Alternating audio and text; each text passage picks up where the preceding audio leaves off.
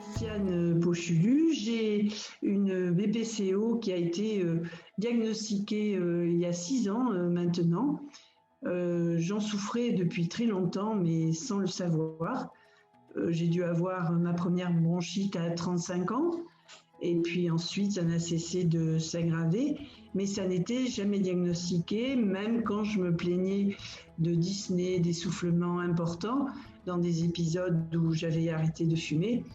La généraliste m'a répondu que c'était l'âge simplement, alors que je n'avais que 50 ans.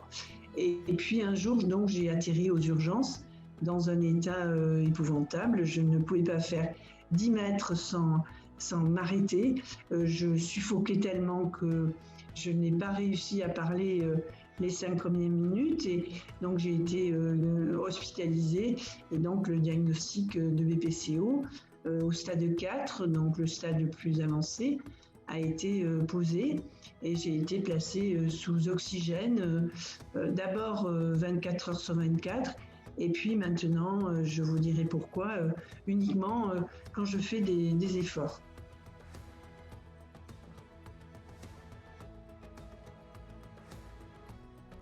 Je dois dire que je suis tombée des nues. Je n'avais absolument jamais entendu parler de cette maladie. Bien sûr, je fumais depuis 45 ans. D'ailleurs, entre parenthèses, j'avais arrêté de fumer 3 mois avant le diagnostic, ce qui était au moins une bonne chose de faite pour la suite. Et jamais on ne m'avait parlé de cette pathologie. Et donc, j'ai éprouvé un double sentiment. D'abord, une grande colère vis-à-vis de moi, puisque c'était quand même le résultat de mes 45 ans de tabagie, il est inutile de le nier. Et puis aussi une colère vis-à-vis finalement de la façon dont les fumeurs notamment sont informés, ou même dans le cas précis, pas informés de cette pathologie. La prévention n'est pas faite, l'information n'est pas faite, et c'est bien dommage. Et depuis, bien sûr, je m'y emploie très souvent, chaque fois que je peux.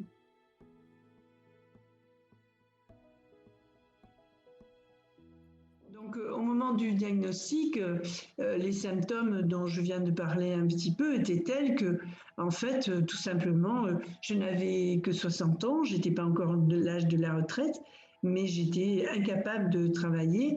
Les années précédentes, j'ai enseigné à des jeunes adultes post-bac, et je faisais des cours assez longs qui duraient 2 heures, et c'était devenu physiquement impossible. Et puis monter des escaliers, parler pendant 2 heures, j'avais des quintes de toux très très impressionnantes, l'essoufflement et une fatigue qui me terrassait, donc je n'y arrivais plus.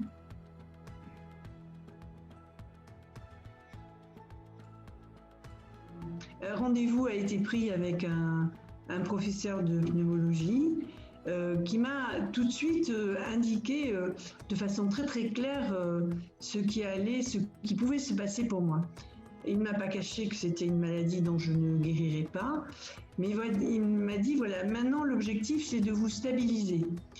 Et pour ça, on a 4 piliers importants dans le parcours de soins qu'on va vous demander de suivre.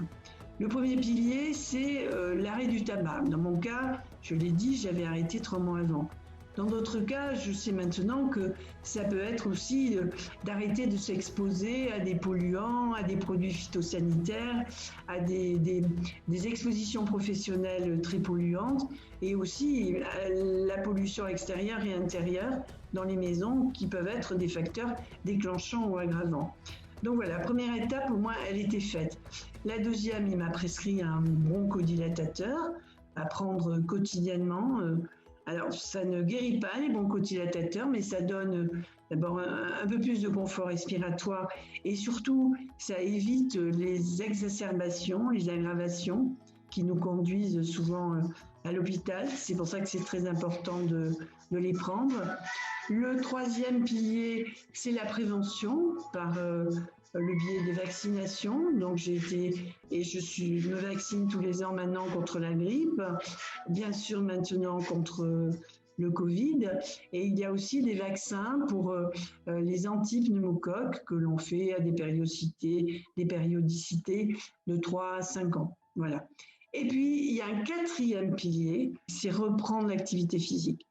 Parce que quand on est diagnostiqué, surtout à mon stade, on a cessé, c'est tellement difficile de faire le moindre effort, qu'on a cessé toute activité physique. Donc, on n'arrive plus à faire d'efforts. On a souvent une fonte musculaire aussi qui nous entrave. Donc voilà, remettre le pied à l'étrier de l'activité physique, apprendre à gérer les efforts au quotidien qui nous sont si pénibles, c'est fondamental. Et quand je dis activité physique, c'est pas une fois de temps en temps, mais c'est vraiment une hygiène de vie extrêmement régulière. Et personnellement, je fais entre 3 et 4 heures d'activité physique par semaine. Alors je diversifie, il y a des activités de marche, il y a du vélo, mais je fais aussi du pilates, je fais aussi du renforcement musculaire, du yoga. Bref, il faut se bouger et c'est le seul moyen de retrouver un minimum de confort respiratoire. Il existe pour cela des centres, parce que ça peut apparaître une montagne, de repartir tout seul dans l'activité physique, des centres qui nous aident à mettre le pied à l'étrier, que l'on appelle des centres de réadaptation respiratoire. Et il y en a dans toute la France.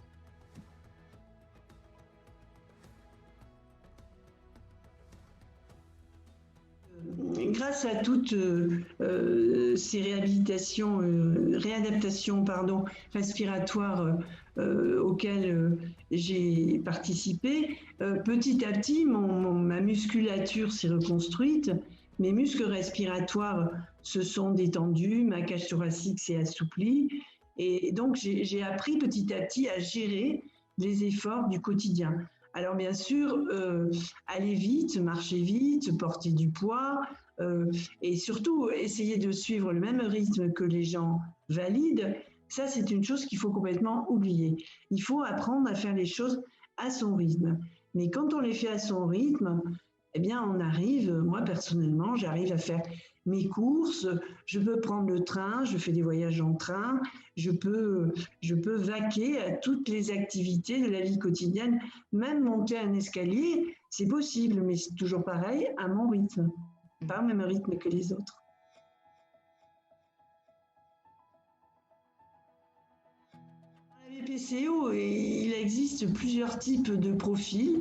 Même si on a la même maladie, on n'a pas forcément exactement les mêmes symptômes. Et il y a un peu deux grandes familles. Il y a ceux qui ont facilement des exacerbations. Et on apprend d'ailleurs là aussi à les prévenir et puis surtout à les gérer quand elles arrivent.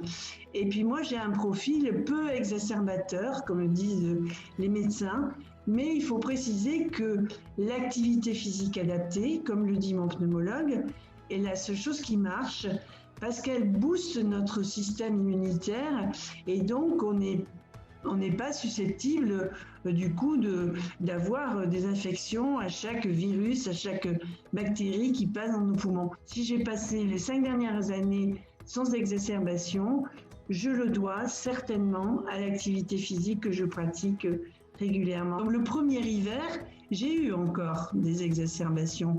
J'en ai eu 2 ou 3 dans l'hiver, donc antibiotiques, cortisone, les traitements classique. Et puis, au fur et à mesure que je pratiquais régulièrement l'activité physique, d'abord, on m'a enlevé mon oxygène au repos. Je n'ai plus l'oxygène que dans les efforts, dans la déambulation, quand je fais du vélo, de la marche. Ça, c'est une première chose. Et puis, j'ai cessé d'avoir des exacerbations.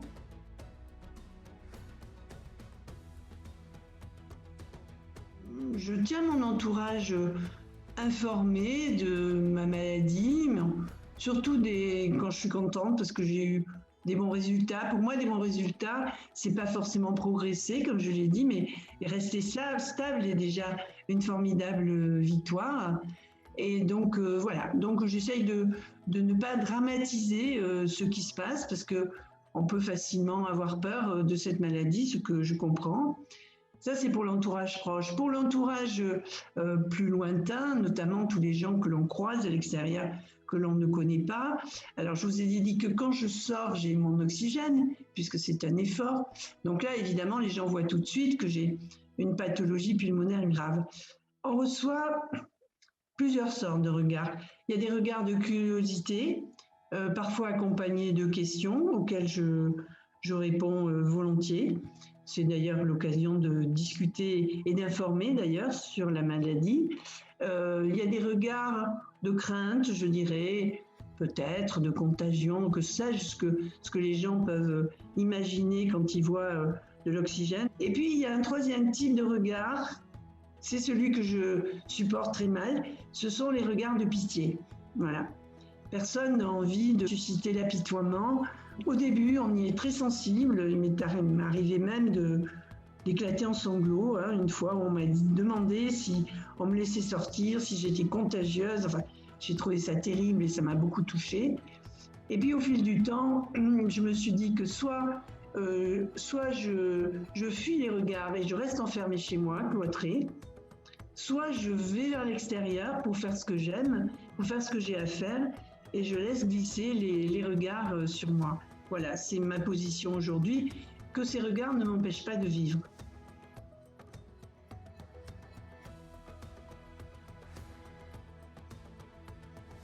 De rester stable, c'est un mot que j'ai beaucoup utilisé.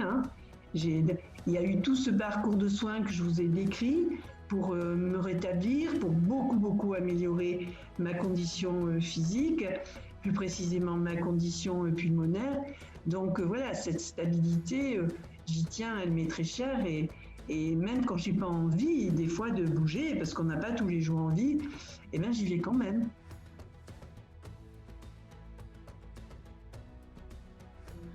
En tant que patiente BPCO et aussi en tant que patiente experte, parce que j'ai repris des études pour faire une formation de patiente experte à la faculté de médecine de Marseille, ce sont de jouer le jeu. Même si vous êtes très fatigué, même si vous êtes très essoufflé, même si vous êtes très démoralisé quand vous êtes diagnostiqué, acceptez de rentrer dans ce parcours de soins dont je vous ai décrit les 4 piliers, parce que ça marche. Je vous l'ai dit tout à l'heure, tout simplement, ça marche. Il n'est jamais trop tard pour arrêter de fumer. Il n'est pas difficile de prendre son bronchodilatateur tous les jours. Il suffit de le ritualiser comme si on se lavait les dents. Il faut faire confiance à la science en acceptant les vaccins qui nous sont proposés. Et puis pour l'activité physique, on peut se rapprocher d'un centre de réadaptation respiratoire, d'une association. Il y a des groupes aussi sur Facebook de patients qui se soutiennent. Et puis il y a aussi un site formidable qui s'appelle Respiragora, qui est fait pour créer du lien entre les patients. Et là, vous pouvez trouver des quantités d'astuces, d'adresses, d'aide, de soutien. Et puis, donc ça, ce sont les 4 piliers du parcours de soins. Et puis moi, j'en ai rajouté un dans mon itinéraire personnel. C'est bien de s'occuper du corps, mais s'occuper du mental, c'est aussi très important. Parce que bien sûr, c'est une maladie qui est difficile à vivre, qui provoque de l'anxiété, des questions et du stress. Et on sait très bien que plus on se stresse et plus on s'essouffle. Et plus on s'essouffle et plus on se stresse. Donc le stress, ça vous fait rentrer dans un cercle vicieux et il faut trouver un moyen d'en sortir. Et pour ça, donc, il faut avoir un outil de gestion du stress.